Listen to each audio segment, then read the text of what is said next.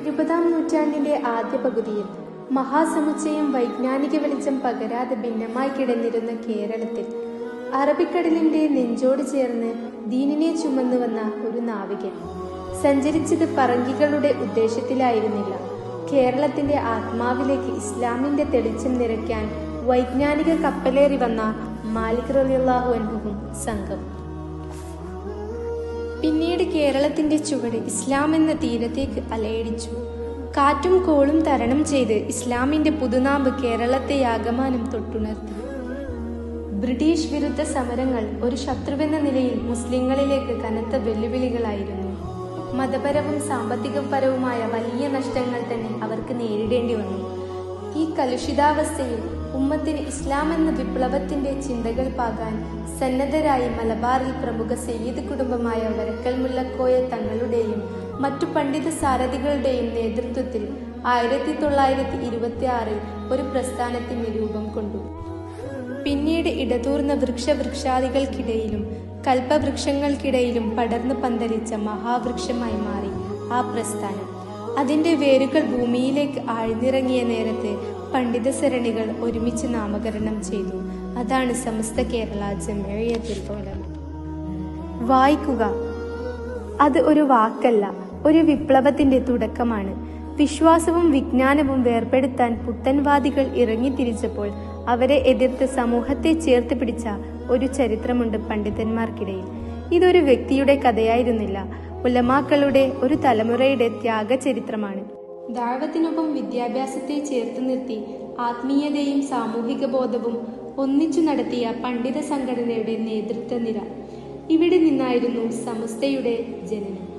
ഇത് ഒരു സംഘടനയുടെ തുടക്കമായിരുന്നില്ല, ഒരു വൈജ്ഞാനിക വിപ്ലവത്തിന്റെ ആരംഭമായിരുന്നു.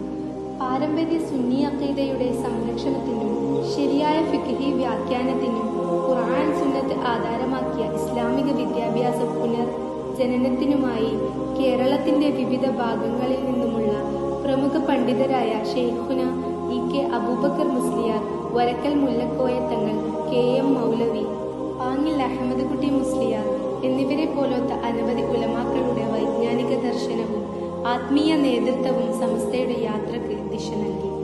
ബിദ്അത്തിന്റെ വ്യാപനമായിരുന്നു സമസ്ത രൂപീകരണത്തിന്റെ പ്രധാന ലക്ഷ്യം. ഇതിനെതിരെയായി സമസ്ത തത്വങ്ങൾക്ക് അനുസൃതമായി ഇസ്ലാമികവും മാനുഷികവുമായ വിദ്യാഭ്യാസത്തിന്റെ പുരോഗതിക്കുമായി സമസ്ത കേരള ഇസ്ലാം മത വിദ്യാഭ്യാസ ബോർഡ് എന്ന നാമധേയത്തിൽ ഒരു സമിതിക്ക് തുടക്കം കുറിച്ചു. തുടർന്ന് ബാഫക്കി തങ്ങളുടെ നിർദ്ദേശപ്രകാരമായിരുന്നു 1 മുതൽ 10 വരെ ക്ലാസുകളിൽ പഠിക്കുന്ന വിദ്യാർത്ഥികൾക്കായി മതപഠനത്തിനാവശ്യമായ പ്രത്യേക കരിക്കുലമായി മദ്രസ സംവിധാനം നിലവിൽ വരുന്നത്. ഇതിനോടനുബന്ധിച്ച് സമസ്ത കേരള ജംഇയ്യത്തുൽ ഉലമ രൂപീകരിച്ച വിദ്യാഭ്യാസ ബോർഡിന്റെ കീഴിൽ ആദ്യമായി രജിസ്റ്റർ ചെയ്യപ്പെട്ട സ്ഥാപനമാണ് ബയാനുൽ ഇസ്ലാം മദ്രസ പുതുപ്പറമ്പ്. സമസ്ത ചരിത്ര പശ്ചാത്തലത്തിൽ ആദ്യ വൈജ്ഞാനിക സൗധമായിരുന്നു ബയാനുൽ ഇസ്ലാം. പുതുപ്പറമ്പിൽ തിളക്കം സൃഷ്ടിച്ച ഈ സ്ഥാപനത്തിന് ശേഷം സമസ്ത ഒരുപാട് മദ്രസകളും മറ്റു വിദ്യാഭ്യാസ സംരംഭങ്ങളും നിലവിൽ കൊണ്ടുവന്നു. കൂടാതെ ബോർഡിന്റെ ഫലപ്രദമായ സംരംഭങ്ങളുടെ തെളിവായി തമിഴ്നാട്, കർണാടക, ലക്ഷദ്വീപ്, മഹാരാഷ്ട്ര, പോണ്ടിച്ചേരി, ആൻഡമാൻ നിക്കോബാർ എന്നിവിടങ്ങളിലും തുടർന്ന് ഇന്ന് ആഗോളതലങ്ങളിലേക്ക് വ്യാപിച്ചു കിടക്കുന്നു സമസ്തയുടെ വിജ്ഞാന സ്രോതസ്സുകൾ. ഇതിനെല്ലാം പുറമെ ഭൗതിക വിദ്യാഭ്യാസ രംഗത്ത് മാറ്റുണർത്തിക്കൊണ്ട് SKIMVBയും പട്ടിക്കാട് ജാമിയ നൂരിയ അറബിക് കോളേജുമായി സഹകരിച്ച് മലബാർ എഞ്ചിനീയറിംഗ് കോളേജും നിലവിൽ വന്നു.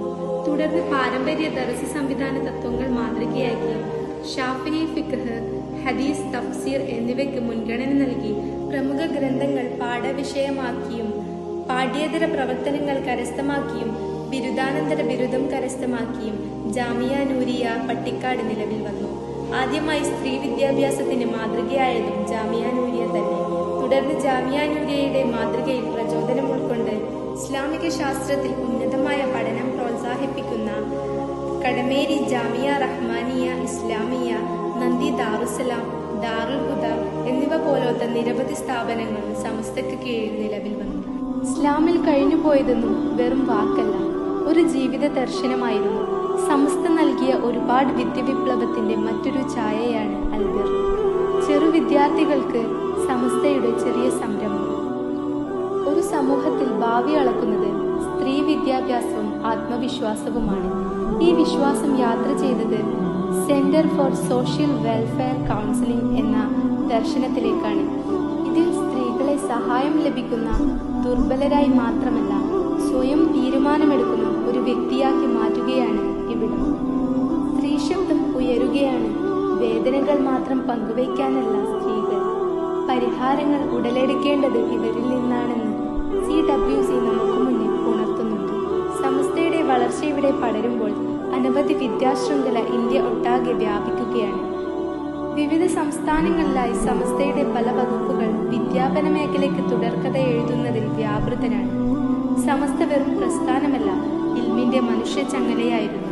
കാലം മാറുമ്പോൾ വിദ്യാഭ്യാസവും മാറുകയാണ്. അതും സമസ്തയുടെ പഴമകൾ നഷ്ടപ്പെടാത്ത മൂല്യങ്ങൾ ഒരുമിച്ച് കൂട്ടി പുതുക്കിയെടുത്ത പുതിയ സംരംഭം SNEC, സമസ്ത നാഷണൽ എഡ്യൂക്കേഷണൽ കൗൺസിൽ. സമസ്തയുടെ വിദ്യാഭ്യാസത്തിന്റെ നവയുഗ ദർശനം. മതമെന്നോ ഭൗതികമെന്നോ വേർതിരിവില്ല. ശാസ്ത്രവും സാമൂഹികവും വൈവിധ്യ ഭാഷയും ഒരുമിച്ച ഒരു സമഗ്ര വിദ്യാഭ്യാസം. ഇന്ന് വിദ്യയുടെ ഓളങ്ങളിൽ സഞ്ചരിച്ച സമസ്ത പല നവോത്ഥാനത്തിന്റെ ഏറ്റവും ശക്തമായ അധ്യായങ്ങളിൽ ഒന്നാണ്. പാരമ്പര്യവും ആധുനികതയും സംഗമിപ്പിച്ച വിദ്യാഭ്യാസ മാതൃക കേരളത്തിന് സമസ്ത സമ്മാനിച്ചു.